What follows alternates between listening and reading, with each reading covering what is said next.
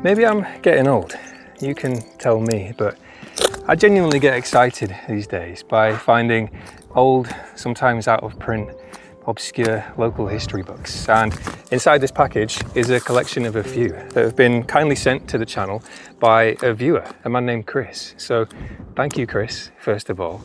And I thought I'd open it, show some of you who might be interested to see what's in there. And we'll see if maybe we're lucky enough to find some threads, some new leads for future episodes. So let's see what we've got. And if I'm being totally honest, this is one area of my life where I have very little discipline. The pile of books that sits in the room that I work in at home, probably what most people would call an office, that's a better word for it, is it's been steadily growing for the last several months.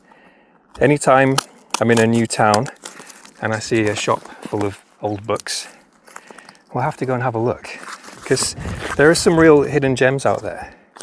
How do I get into this?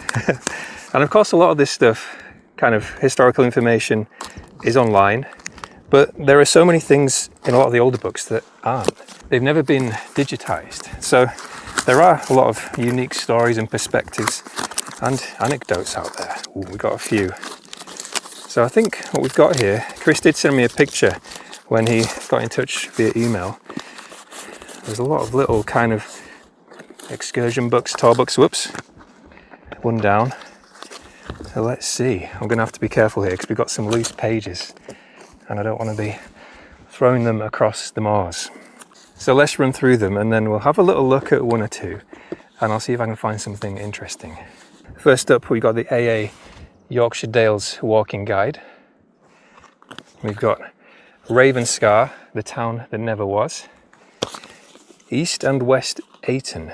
I've never heard of Ayton. That's a new place for me. The North Yorkshire Village Book. That looks nice and dated. That's what we want to see. The best ones are the ones that look old and they smell old as well. I was lucky enough, somebody else sent me some books a little while ago and one of them, I think if I'm not mistaken, was at least 100 years old and it looks it and it smells it too, but it's a really interesting one. We've also got Yorkshire Dales and North Pennines Visitor Guide. Waterside Walks in Britain.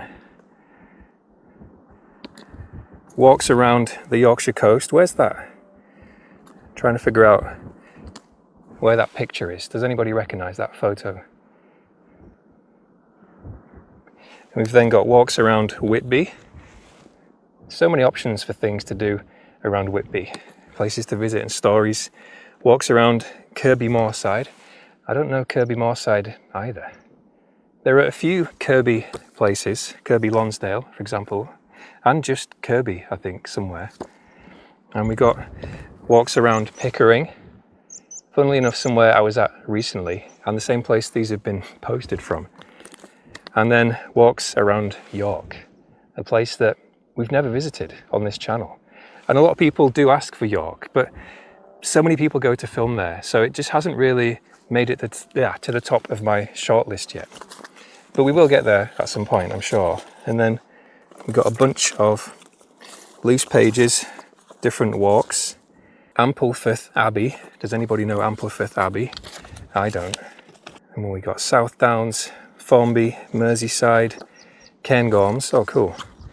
So lots of little kind of walking routes. Arthur's Seat in Edinburgh with maps and visitor information as well. It's a little bit windy.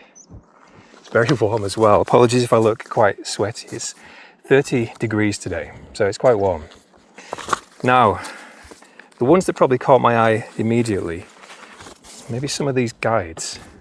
Let's put the papers back in the box. Now, the place that I said I'd never heard of, Ayton. An illustrated guide. So what have we got? What's so special about Ayton? The villages of Ayton lie at an ancient crossing point of the River Derwent, allowing access between the inland villages of the Vale of Pickering and the coast. All right, so this is in the North York Moors, right on the bottom side, sort of southeast of the North York Moors on the border. I've never really been down there, I don't think. So what's the deal? Ayton Castle. Oh, I saw fish and chips on the map. Predictably, that's the first thing that caught my eye. quite a few potential options here. Stone monument, now we're talking. Any kind of weird stone structures, sort of in the middle of nowhere, they get my interest. So what's this? Built in 1790 by Sir Charis Hotham Thompson, the monument is reputedly near a cave in which Alchfirth died of his wounds in 705 AD. Who's Alchfirth? I might need some actual history knowledge to understand this one. There's definitely something in it though. Maybe an upcoming location for the channel. Now I was also drawn to this North Yorkshire Village book. It's a bit of a hefty one, so let's pick a random page. Oof, Cliff cum Lund. What a name. I've never heard of that place before, but I like it immediately. I'm guessing cum means, in this context, next to or connected to. I've never known, something I'm yet to learn. The village of Cliff, situated 4 miles east of Selby, is bisected by the A63. Thrilling information. It encompasses the village of South Duffield and the hamlet of Lund. It is of Norse origin, Cleef, being a small settlement on the banks of the Ouse. Okay, I'm interested. I'm invested. Let's try and go for another random one. Newby, Newton le Willows, or Newby Whisk. Out of all of those, Newby Whisk sounds the most fun, just going by the name. Newby Whisk stands on the banks of the River Wisk. Never heard of the River Wisk before.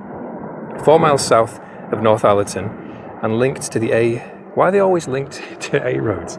Linked to the A167 by the road which winds through South Otterington.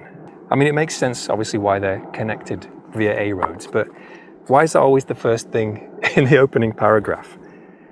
This picturesque village still retains its post office and shop, also a small Methodist chapel, but the thriving station, once used especially by farmers to transport sugar beet, was an early 20th century casualty. Could be something there too. This one looks pretty good to me. There are so many random little villages around with interesting stories and places to explore. So that's 2 for me to start having a look into. I'm not going to go through all of these. I could happily sit here for a while, but I'll save that for off camera. I'm assuming, but tell me otherwise, from probably the limited number of people who want to watch this in the first place. But you probably don't want to watch me sit here for an hour reading through each of these. If I'm wrong, tell me, and we'll go through them in more detail. But thank you so much, Chris, for these. I'm going to have a proper read through, and we'll be seeing probably some of these locations popping up on the channel in upcoming episodes, hopefully this year, so stay tuned. Thank you for watching, and I'll see you on the next adventure.